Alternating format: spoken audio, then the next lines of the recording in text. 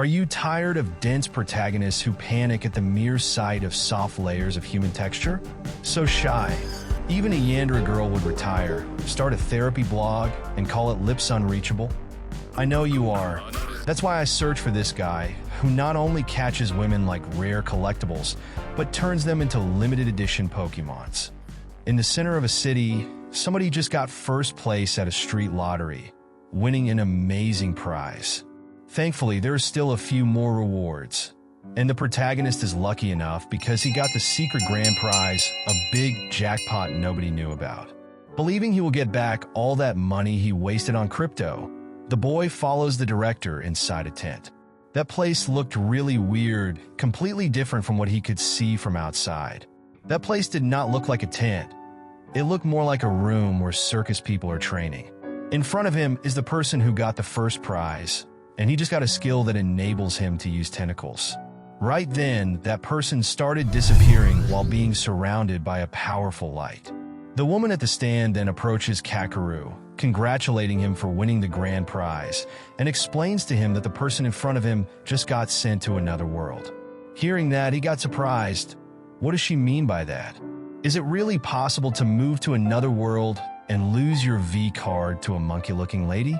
Apparently, the grand prize he won would allow him to do that. But before proceeding, he can sick one skill using the lottery machine. Because of his luck, the boy can use the skill lottery machine as much as he wants. In short, he can bring only one skill with him, but he is allowed to draw as many skills as he wants until the one he desires comes out. Everything sounds like a joke, but he goes along, and the first skill he got was Fire Breath. And goodness gracious, I don't know if it's his strong power or this woman's strong and big legs that makes my blood boil. The boy seems not to be happy with the skill and wants to try again, and again, until his hands get tired of rolling that lever.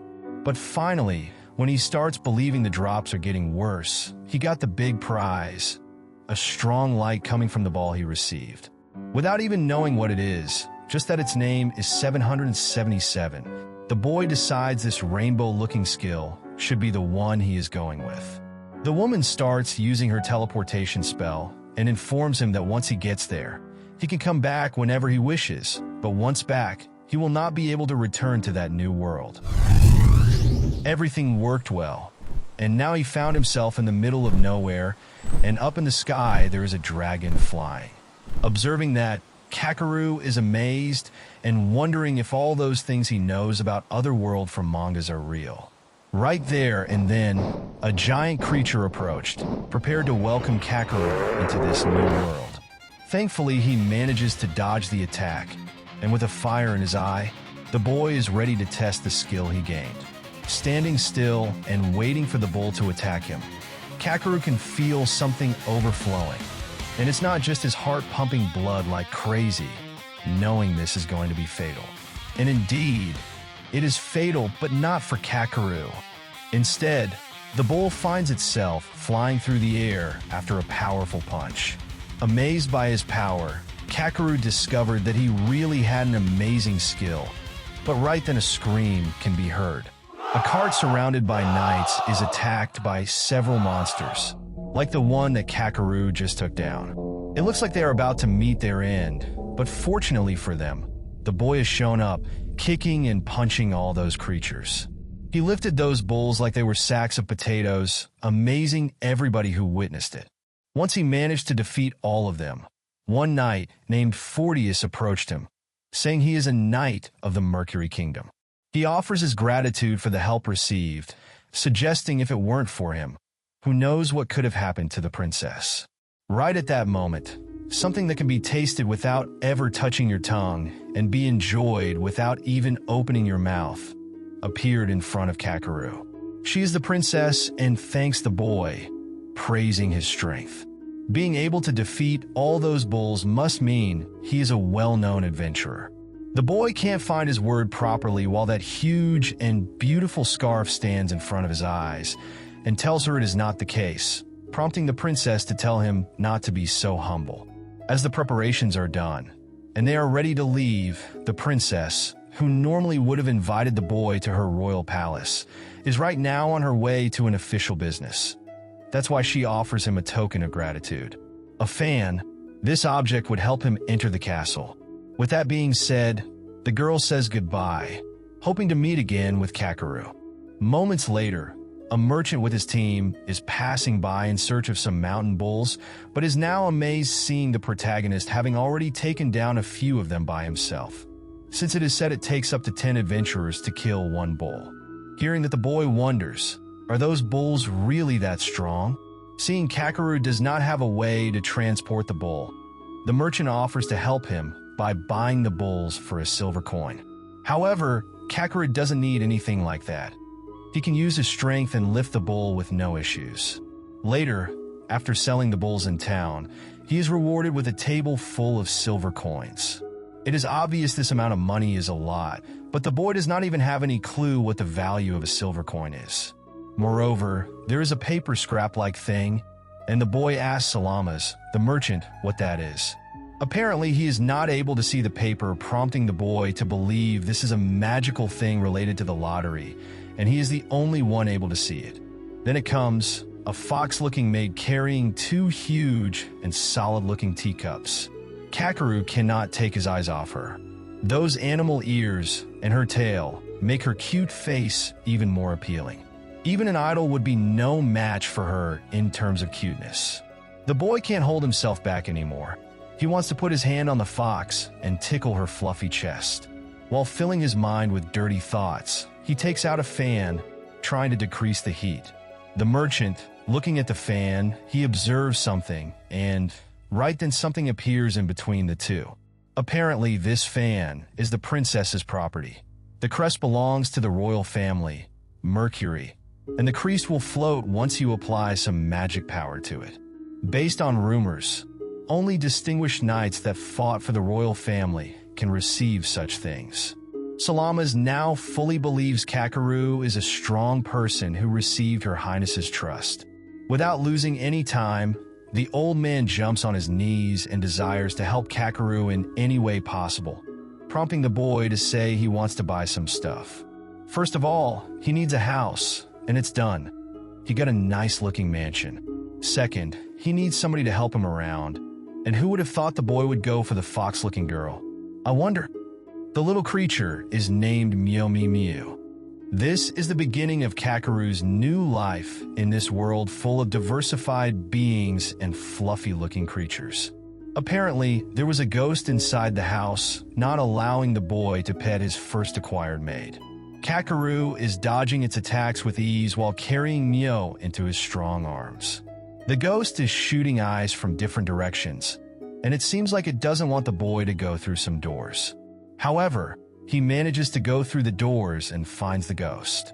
At that moment, he is being tripped and drops the girl out of his hands. As she is about to say goodbye to this world, as sharp shards of ice are moving towards her, Kakeru defends her using his big head. Yet, his head must be made out of steel because those attacks haven't left any scratch and just infuriated the boy even more. Once he got up, tons of punches were thrown until a hole was made in the ghost's chest. As a reward, the boy got another lotto ticket, but the real reward was just approaching. Miu jumps on her master, telling him she is not scared anymore and that he is amazing.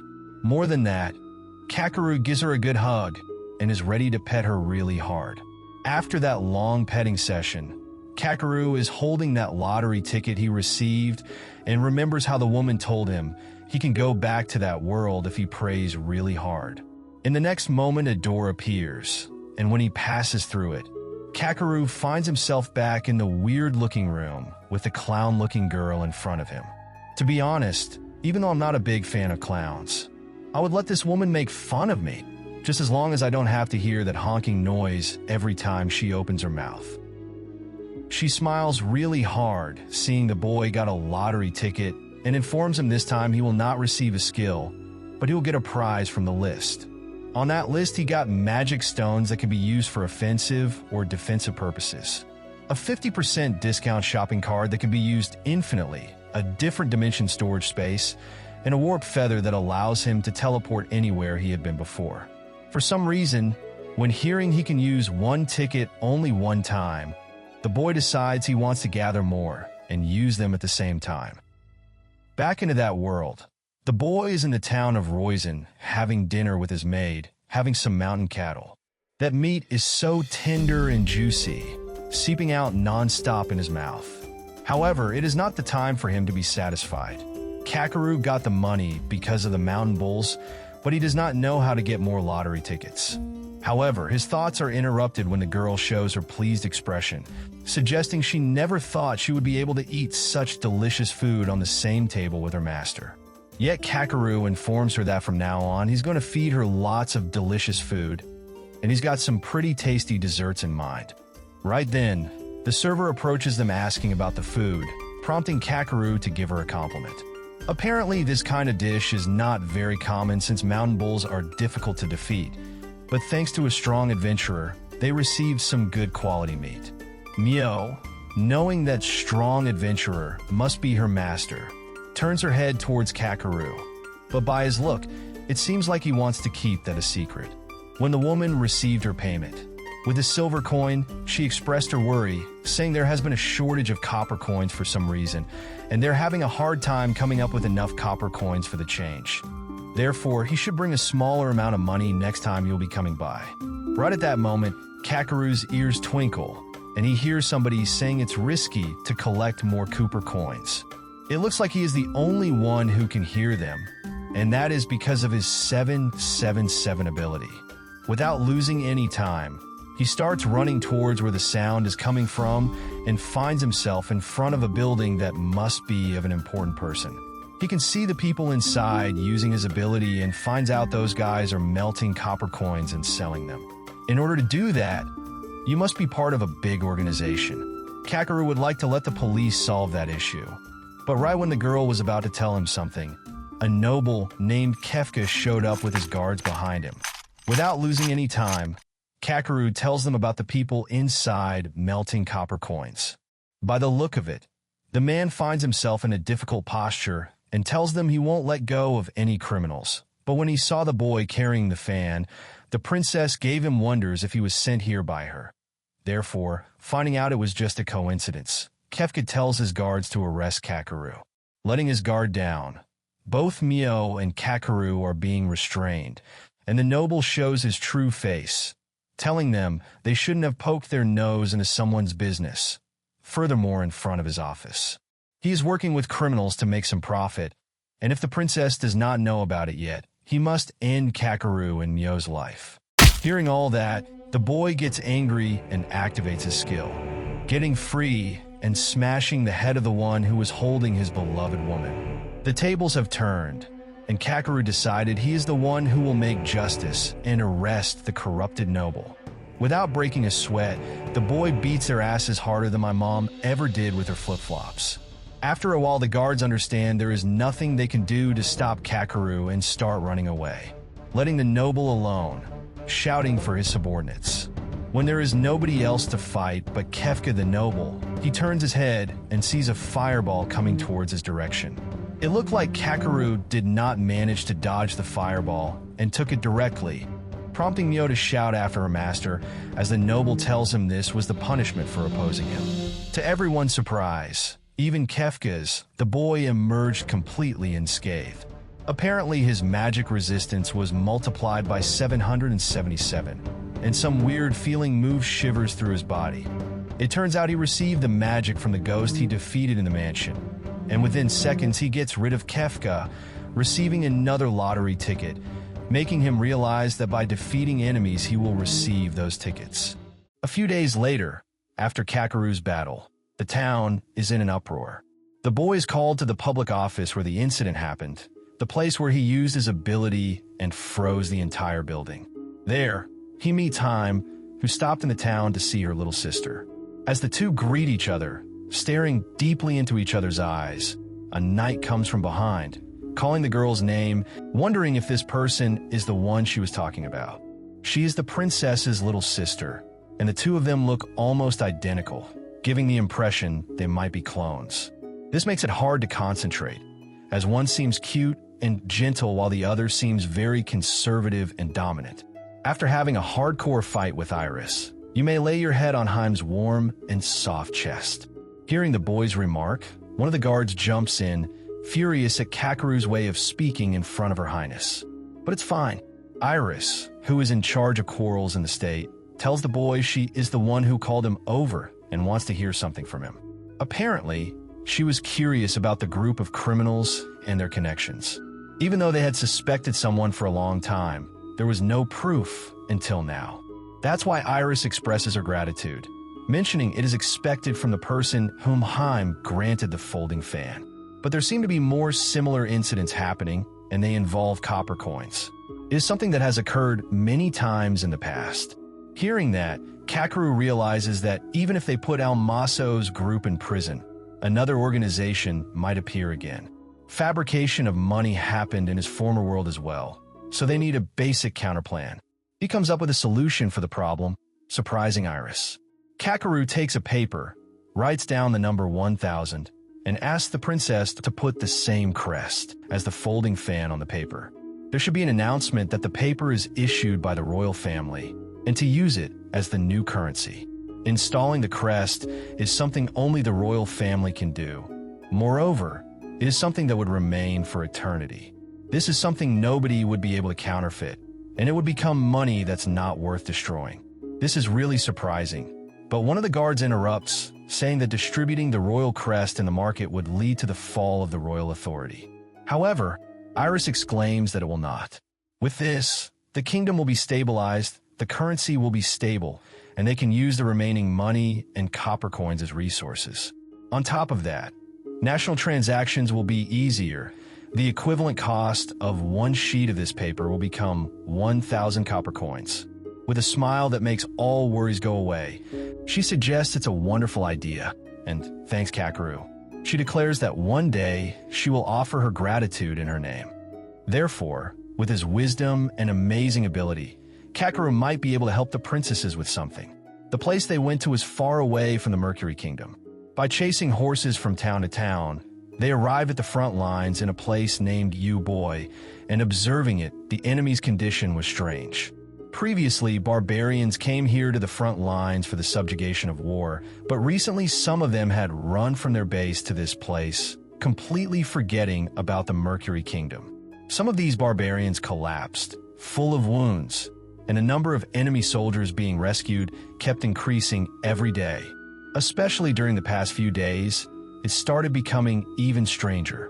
Because of these events, Iris wanted Kakeru to act as Haim's guard for the time being. Believing he could resolve everything with his powers, the boy decided to go and check what was happening. Hearing this, the two sisters were alarmed, believing it was way too dangerous. But this was not an issue for Kakeru, who was ready to annihilate anyone standing in front of his future women. Seeing the boy ready to leave, that annoying guardian wondered where the boy's armor was, but a peacock like him doesn't need extra feathers. Moments later, the barbarians could be seen running toward their base, which made Kakeru believe they were attacking. But that was not the case. As he jumped forward, ready to deal with them, he could hear screams of fear asking for help.